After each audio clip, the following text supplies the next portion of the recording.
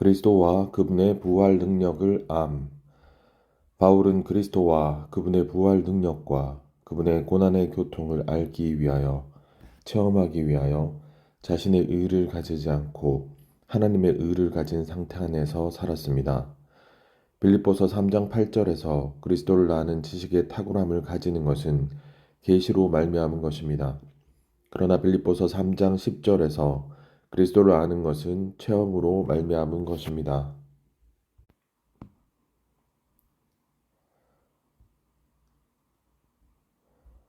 이것은 곧 그리스도에 대한 체험적인 지식을 가지는 것이며 그분을 충분히 알고 체험하는 것입니다. 바울은 먼저 그리스도에 대한 계시를 받았고 그런 다음 그리스도에 대한 체험을 추구했습니다. 즉 체험적인 방식으로 그리스도를 알고 누리기를 추구했습니다. 그리스도를 아는 지식의 탁월함을 얻은 후에 우리는 그리스도를 얻고 그리스도 안에서 발견되기 위해 기꺼이 모든 것을 잃어버리고 그 모든 것을 배설물로 여길 것입니다. 그 결과 우리는 그리스도를 체험적으로 알게 될 것입니다. 만일 우리에게 그리스도를 아는 지식의 탁월함이 없다면 우리는 그리스도 안에서 발견될 수 없을 것입니다. 왜냐하면 그리스도를 아는 지식의 탁월함을 가질 때 우리는 그리스도를 얻고 그리스도 안에서 발견되기 위하여 기꺼이 모든 것을 잃어버리고 그 모든 것을 배설물로 여길 수 있기 때문입니다. 그런 다음 우리가 그리스도를 얻고 그리스도 안에서 발견될 때 우리는 그분을 알게 됩니다.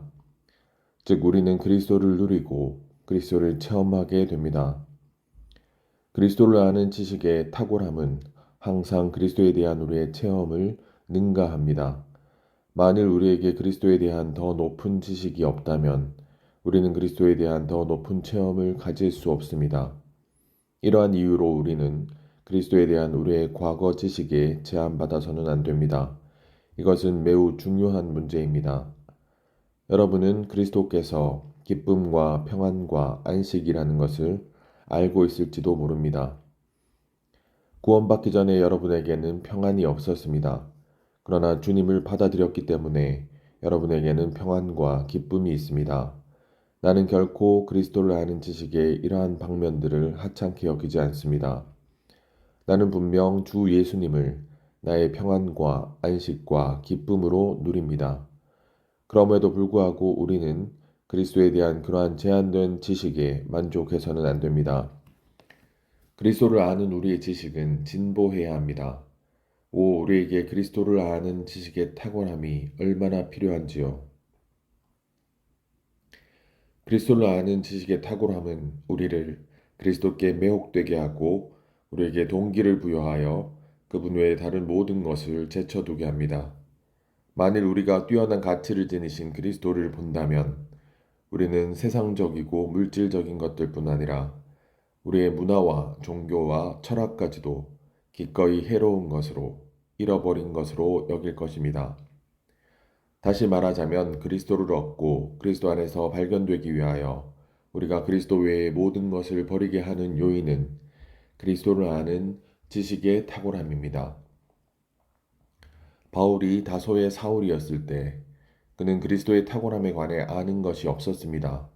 오히려 그는 율법이 놀라운 것이라고 생각했고 유대인으로서 그것을 자랑하고 그것에 대해 열정적이었습니다. 그는 율법을 지극히 소중하게 여겼습니다. 그는 율법에 대한 열정으로 교회를 박해했습니다. 어느 날 다마스쿠스로 가는 도중에 갑자기 하늘에서 한 줄기의 빛이 그를 비추었고 그는 땅에 엎어졌습니다. 그때 그는 율법보다 훨씬 탁월하신 어떤 분, 즉 살아계신 하나님의 아들에 관한 이상을 보았습니다. 그때부터 바울은 그리스도께서 율법보다 무한히 더 뛰어나시다는 것을 알았습니다. 이제 바울은 하나님의 체현이신 살아계신 한 인격을 보았습니다. 이 살아계신 인격은 금에 비유될 수 있고 율법은 진흙에 비유될 수 있습니다. 우리가 금에 관해 알기 전에는 진흙을 감상할지도 모릅니다. 그러나 우리는 금을 봄으로써 금에 대한 지식의 탁월함을 얻게 됩니다. 이것은 그리스도를 아는 지식의 탁월함을 얻게 된 바울의 체험을 예시해 줍니다. 그리스도를 아는 지식의 탁월함은 우리가 깨달은 그리스도의 탁월함입니다. 바울은 그리스도를 알기를 열망했습니다. 빌립보서에서 중심적인 문제는 그리스도를 주관적으로 알고 체험하는 것입니다. 바울은 그리스도를 아는 지식의 탁월함을 가진 뒤에도 왜 여전히 그리스도를 알기를 추구했습니까? 그리스도를 아는 지식의 탁월함은 계시로 말미암아 옵니다. 그러나 빌립보서 3장 10절에서 말하는 그분을 아는 것은 계시가 아닌 체험으로 말미암아 옵니다. 나의 체험에 따르면 여기에 알다라는 말은 체험하다와 똑같은 뜻입니다. 그리스도를 아는 것은 그분을 체험하고 그분을 누리며 그분께 참여하고 그분께 동참하는 것을 의미합니다. 먹는 것을 예로 들어봅시다. 먼저 우리는 어떤 식품을 고를 것이고 값을 지불한 다음 그것을 요리합니다. 우리는 요리한 것을 먹음으로써 우리가 사온 그 식품을 알게 됩니다. 마찬가지로 우리는 대가를 지불하여 그리스도를 얻어야 하고 그분 안에서 발견되어야 합니다. 자신에게서 나온 의가 아니라 믿음으로 우리 존재로부터 살아낸 하나님 자신인 의를 가질 때 우리는 그리스도 안에서 발견됩니다.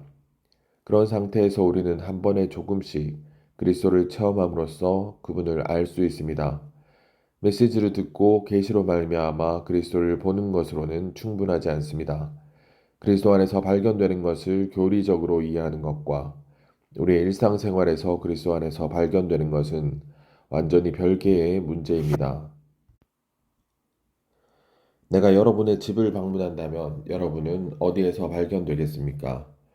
여러분의 좋은 행위 안에서입니까? 그리스도 안에서입니까? 다른 이들이 우리를 지켜볼 때 우리가 있는 곳이 우리가 어느 영역에서 사는지를 보여줍니다. 우리가 문화 안에서 산다면 우리는 다른 이들에게 문화 안에서 발견될 것입니다. 우리의 선한 행동 안에서 산다면 우리는 다른 이들에게 선한 행동 안에서 발견될 것입니다. 우리가 어느 영역 안에서 살고 있든지 바로 그곳에서 다른 이들이 우리를 목격하고 지켜보며 발견할 것입니다. 바울이 아직 율법에 따라 살고 있을 때 그는 율법 안에서 발견되었습니다. 그러나 어느 날 그는 그리스도를 아는 지식의 탁월함을 보기 시작했습니다. 바울은 그리스도께서 그의 모든 것, 즉 사랑과 친절과 겸손과 지혜와 인내와 의도와 태도, 심지어 말과 어조와 표현이 되셔야 한다는 이상을 보았습니다. 그리스도를 아는 지식의 이러한 탁월함으로 인해 그는 기꺼이 모든 것을 잃어버린 것으로 여겼습니다. 더 나아가 그는 그리스도를 얻고 그리스도 안에서 발견되기 위해 모든 것을 잃어버렸고 그 모든 것을 배설물로 여겼습니다. 우리는 그리스도의 보배로움에 대한 이상을 보아야 합니다. 그 다음에 우리가 본 이 그리스도를 얻어야 합니다. 예를 들어 어떤 사람이 보석 상점에 가서 진열된 많은 귀중한 보석을 본다고 해봅시다. 이 보석들을 보는 것과 얻는 것은 완전히 서로 다른 문제입니다. 그리스도를 아는 것은 단순히 그분에 관한 지식을 가지는 것이 아니라 그분의 인격 자체를 얻는 것입니다. 그리스도는 신격의 충만히 체현되신 분이시며 모든 긍정적인 것들의 그림자의 실제이십니다. 그리스도를 얻는 것은 그분의 측량할 수 없는 모든 풍성을 체험하고 누리며 소유하는 것입니다. 그리스도를 얻을 때 우리는 또한 그리스도 안에 살고 체험적으로 그리스도 안에 있는 사람들이 될 것입니다. 그런 뒤에 다른 이들이 우리를 보거나 지켜볼 때 우리는 그리스도 안에서 발견될 것입니다. 우리는 우리 자신의 미덕 안에서 발견되지 않고 그리스도 안에서 오직 그리스도 안에서만 발견될 것입니다. 우리 모두가 그리스도를 얻고 그분 안에서 발견되기를 바랍니다. 우리가 그리스도 안에서 발견되기 위하여 기꺼이 모든 것을 잃어버리고 그 모든 것을 배설물로 여길 수 있기를 바랍니다. 우리가 그리스도를 얻고 그분 안에서 산다면 우리의 의이신 그분께서 하나님 앞에서뿐 아니라 사람 앞에서 우리의 표현이 되실 것입니다. 그럴 때 우리는 그리스도 안에서 단지 일방적인 방식으로 발견되지 않고 우리가 살아낸 그리스도 자신인 이러한 의 안에서 발견될 것입니다. 주님께서는 우리가 그리스도 안에서 발견될 때에만 만족하실 것입니다. 마찬가지로 주님을 섬기는 이들도 믿는 이들이 그리스도 안에서 발견될 때에만 기뻐하고 만족할 것입니다. 빌립보서 3장 10절에서 알다라는 말은 체험하다와 똑같은 뜻입니다. 그리스도를 아는 것은 이처럼 그분을 체험함으로 이해하는 것입니다. 무언가를 얻기 위해서는 대가를 지불해야 합니다. 그리스도를 얻는 것은 대가를 지불함으로 그분의 측량할 수 없는 풍성을 체험하고 누리며 소유하는 것입니다. 바울은 이미 그리스도를 상당히 체험하고 얻었지만 아직 자신이 그리스도를 완전히 체험했다거나 최대한으로 얻었다고 여기지 않았습니다. 그는 여전히 목표, 곧 그리스도를 가장 충만한 정도로 얻는 것을 위하여 힘을 다해 추구했습니다. 바울은 가장 충만하게 그리스도를 얻기 위해 유대교에서의 체험들을 버렸을 뿐만 아니라 그리스도에 대한 과거의 체험 가운데 머무르지도 않았습니다. 그는 뒤의 것을 잊어버렸습니다. 우리가 과거의 체험을 잊지 않고 그 안에 머문다면 그 체험들이 아무리 참된 것이었을지라도 그리스도를 더욱더 추구하는 데 방해가 됩니다. 그리스도께서는 측량할 수 없이 풍성하십니다. 우리가 소유해야 할 그분의 풍성은 광대한 영토와 같습니다. 바울은 이 영토의 가장 먼 곳까지 이르기 위해 힘을 다해 수고하고 있었습니다. 바울은 그리스도를 얻고 그리스도 안에서 발견되므로 그리스도를 알기 위해 기꺼이 모든 것을 잃어버렸고 그 모든 것을 배설물로 여겼습니다. 바울의 관념에 따르면 우리가 그리스도를 알려면 먼저 그리스도 안에서 발견되어야 하고 그리스도 안에 살고 다른 이들에게 그리스도 안에서 발견되어야 합니다. 그리스도 안에서 발견될 때 우리는 분명 그분을 알 것입니다. 바울의 의는 자기 자신의 노력으로 이루어낸 의가 아니라 그리스도를 믿음으로 말미암아 얻은 의, 곧 그리스도께서 우리 안에서 살아내신 의였습니다. 빌립보서 3장 10절은 나는 그리스도를 알고 라고 말합니다. 이러한 의는 바울로 하여금 그리스도를 알게 했습니다. 우리가 우리 자신의 노력으로 이루어낸 의는 우리로 하여금 그리스도를 알게 하지 못합니다. 우리 자신의 노력으로 그렇게 하면 할수록 우리는 그리스도를 더욱 알지 못하게 됩니다. 우리 자신의 노력으로 다른 이를 더 사랑하면 할수록 우리는 그리스도를 더욱 알지 못하게 됩니다. 우리가 자신의 노력으로 더 열정적일수록 우리는 그리스도를 더욱 알지 못하게 됩니다. 그것보다 믿음을 통해 그리스도께서는 우리 안에서부터 의를 살아내실 수 있으며 바로 이 의가 우리로 하여금 그리스도를 얻게 합니다. 그리스도를 알게 합니다. 바로 이 의가 우리로 하여금 그리스도를 알게 합니다. 빌립보서 3장 10절에 있는 그리스도를 알고라는 표현에 주의를 기울이기를 바랍니다. 10절은 원인이 아니라 결과입니다. 우리가 무언가를 아는 데에는 반드시 근거가 있습니다. 하지만 우리가 그리스도를 알게 하는 요인은 오직 하나뿐입니다. 빌립보서 3장 9절이 우리에게 말하는 것은 우리가 자신의 노력에 의지하여 율법을 지키고 열정적이며 선을 행하고 하나님을 섬기며 다른 이들을 사랑하는 것이 우리로 하여금 그리스도를 알게 하지 못할 것이라는 점입니다. 우리는 자신의 노력과 수고와 스스로 선을 행하는 모든 행위와 열정과 하나님을 섬기는 것과 다른 이들을 사랑하는 것을 모두 멈출 필요가 있습니다. 오직 자신의 모든 노력을 중단하고 단순히 믿음을 가질 때 우리는 그리스도를 알게 될 것입니다. 우리의 믿음은 하나님과 우리 안에 살아계시는 그리스도와 우리 안에서부터 살아내어진 의 안에 있습니다. 그리스도를 믿음으로 말미암아 얻은 의, 즉 하나님을 믿음으로 말미암은 의를 가질 때 우리는 그리스도를 알게 됩니다. 이 의는 고린도전서 1장 30절에서 말한 의입니다. 이 그리스도 예수님은 하나님에게서 나오셔서 우리에게 지혜, 곧 의와 거룩하게 함과 구속이 되셨습니다. 하나님은 그리스도를 우리의 의가 되게 하십니다. 우리가 자신을 멈추고 하나님과 그리스도를 믿을 때 하나님께서 그리스도를 우리의 의가 되게 하십니다. 첫째 단계에서 이 의는 우리를 하나님 앞에서 의롭게 되도록, 즉 우리가 구원받도록 합니다.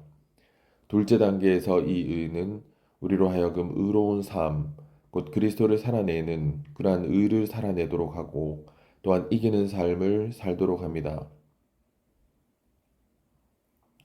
그러므로 이 의는 구원과 이기는 것 둘 다를 포함합니다. 우리의 구원은 우리 자신이 이루어낸 의로 말미암지 않고 우리의 의이신 그리스도로 말미암습니다. 마찬가지로 우리가 구원받은 후에 이기는 것도 우리 자신이 이루어낸 의로 말미암지 않고 그리스도께서 우리에게서 우리의 의로 살아 나타나시도록 허락해 드림으로 말미암습니다. 그리스도인의 생활은 모든 것을 포함한 분이신 그리스도를 얻는 생활입니다.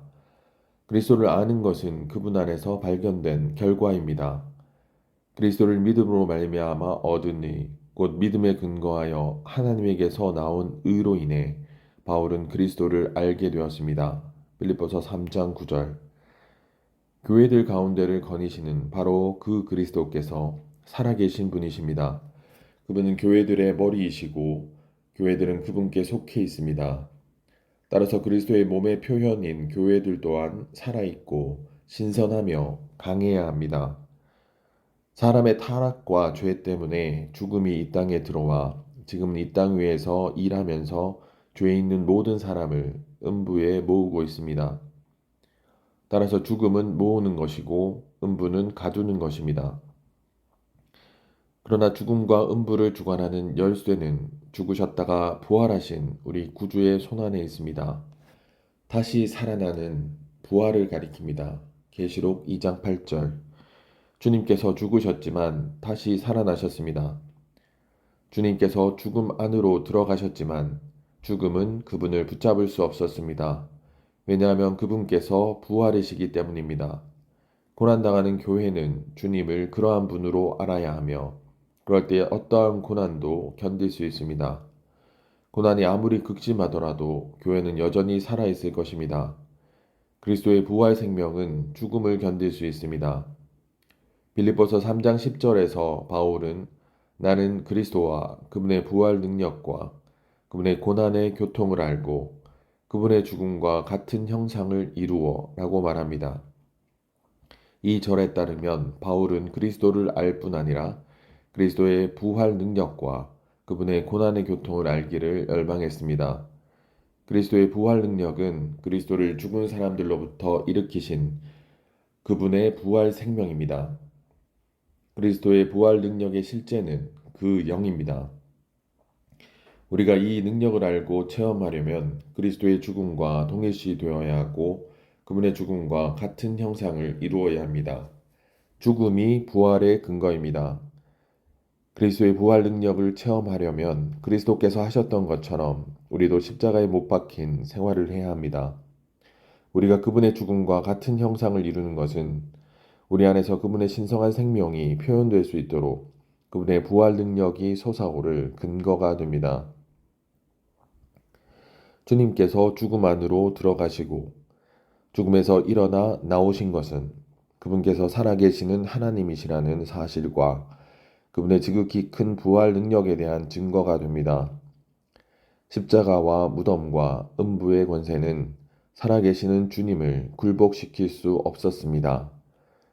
주님께서 생명의 주님이십니다. 주님께서 죽음에 붙잡혀 계실 수 없으셨습니다. 사탄은 세상과 환경과 십자가와 무덤과 마지막으로 음부를 이용하여 주님을 공격하려고 했지만 주님께서는 이 모든 공격을 이겨내셨습니다. 주님께서 기꺼이 죽음의 침례를 통과하셨고 그 다음에 음부로 들어가셔서 그들이 원하는 모든 것을 하도록 허락하셨습니다. 왜냐하면 그분께서 살아계신 주님이시고 사탄은 그분을 결코 정복할 수 없기 때문이었습니다. 죽음이 그분을 붙잡아 둘 수 없었고 무덤이 그분을 제한할 수 없었으며 음부 또한 그분을 가두어 둘 수 없었기 때문에 그분께서 부활하신 것입니다. 부활은 죽음을 벗어나는 것이자 죽음을 이기는 것입니다. 부활은 살아있는 것과 다릅니다. 살아있기 위해서는 죽음을 통과할 필요가 없지만 부활 안에 있기 위해서는 반드시 죽음을 통과하고 죽음에서 일어나 나와야 합니다. 부활은 죽음의 시험을 견뎌낸 것입니다. 즉 죽음을 통과해서 죽음에서 일어나 나온 것입니다. 그러므로 주 예수님께서 나는 처음과 마지막이고 살아있는 이이다. 내가 죽은 적이 있다. 그런데 보아라. 영원토록 살아있으며 죽음과 음부의 열쇠를 가지고 있다. 라고 말씀하셨습니다. 계시록 1장 17절 18절. 그러므로 하나님께서 살아계신 하나님이실 뿐 아니라 부활의 하나님이십니다. 그분은 죽으셨지만 죽음을 이기셨습니다. 죽음은 온 힘을 다해 주님께 대항했지만 주님을 정복할 수 없었습니다. 부활의 원칙은 죽음을 이기고 죽음에서 일어나 나오는 것입니다. 부활의 하나님께서 시험을 거치심으로 그분께서 소유하신 생명이 흔들릴 수 없는 생명이라는 것이 입증되었습니다. 바울은 그리스도의 부활 능력을 알고 체험하기를 열망했습니다. 그리스도의 부활 능력은 그리스도를 죽은 사람들로부터 일으킨 그분의 부활 생명입니다. 그리스도 자신이 부활이십니다. 나는 처음과 마지막이고 살아있는 이이다. 내가 죽은 적이 있다. 그런데 보아라, 영원토록 살아있으며 죽음과 음부의 열쇠를 가지고 있다. 타락으로 인하여 죽음이 들어왔고 이제는 모든 사람을 음부로 모으기 위해 운행하고 있습니다. 죽음과 음부의 열쇠는 죽으셨다가 부활하신 우리 구주의 손에 있습니다. 처음과 마지막이며 죽었다가 다시 살아난 이가 이렇게 말한다. 계시록 2장 8절. 다시 살아나는 부활을 가리킵니다. 주님께서 죽으셨지만 다시 사셨습니다. 그분께서 죽음 안으로 들어가셨지만 죽음은 그분을 붙잡을 수 없었습니다. 왜냐하면 그분께서 부활이시기 때문입니다. 그리스도께서 음부로 들어가셨고 죽음을 통과하셨으며 죽음을 이기셨고 승리에 차서 죽음에서 나오셨습니다. 이것이 부활입니다. 바울은 빌립보서 3장 10절에서 우리가 그리스도와 그분의 부활 능력을 알아야 한다고 말했습니다. 바울은 왜 십자가의 능력이라고 말하지 않았습니까? 십자가가 부정적인 것과 관련된 죽음이고 종결이며 끝마침이기 때문입니다. 반면에 부활은 긍정적인 것, 즉 죽음에서 일으켜진 생명이며 종결 후에 다시 얻어진 것입니다. 부활은 죽음 밖으로 나와 천연적인 영역 너머에 있는 어떤 것입니다. 또한 부활은 죽음을 통해 온전해진 것입니다. 여러분의 유창함은 죽음을 통과했습니까? 죽음은 여러분의 입의 기능적인 능력을 상실하게 하는 것이 아닙니다. 그보다 죽음은 여러분의 입의 활동을 종결하는 것이고 부활 안에서 그 활동을 되찾는 것입니다. 여러분의 사상은 종결하는 죽음을 통과하고 부활 안에서 하나님에게서 여러분에게 돌아왔습니까? 여러분의 일은 일반적인 생활의 영역 안에 있습니까? 부활의 영역 안에 있습니까? 일반적인 생활의 영역은 우리가 부모에게서 물려받은 것인 반면 부활의 영역은 우리가 하나님에게서 받은 것입니다. 부활이란 무엇입니까? 부활은 곧 죽음을 통과하고 죽음 밖으로 나온 것입니다. 예를 들어 우리에게 지혜와 유창함과 타고난 매력이 있을지도 모릅니다. 우리는 주님께 이렇게 말씀드려야 합니다. 주님, 저는 이러한 것들을 사용하지 않겠습니다. 저는 자신의 영광을 위해 이러한 것들을 나의 것이라고 주장하지 않겠습니다. 저는 기꺼이 죽음과 부활을 통과하기 원하며 이러한 것들을 죽음 안에서 포기하여 하나님의 손에서 다시 되찾기를 원합니다. 부활의 체험은 죽음 안에서 타고난 모든 것을 내려놓고 더 이상 그것들을 의지하지 않으며 그것들을 자랑으로 여기지 않는 것입니다. 우리가 소유한 모든 것이 사라지고 우리는 더 이상 아무것도 할 수 없습니다. 3일이나 3개월이나 3년이 될 수도 있는 얼마의 시간이 지난 후에 하나님께서 다시 오실 것이고 우리는 자신의 유창함과 지혜와 매력을 돌려받을 것입니다. 아무도 그 기간을 모릅니다. 그러나 우리가 이러한 것들을 다시 얻더라도 그것들은 이전과 같지 않습니다. 우리의 타고난 선함과 우리가 선천적으로 소유한 모든 것들이 더 이상 우리의 것이 아닙니다. 십자가는 우리를 그것들로부터 끊어지게 합니다. 우리는 더 이상 감히 그러한 것들을 사용할 수 없고 오히려 주님께서 그분의 기쁘심에 따라 그것들을 사용하시도록 그분께 맡겨 드립니다. 그것들은 더 이상 우리의 것이 아닙니다. 그 대신에 우리는 그것들을 하나님의 것으로 여깁니다. 죽음과 부활의 체험은 하나의 순환입니다.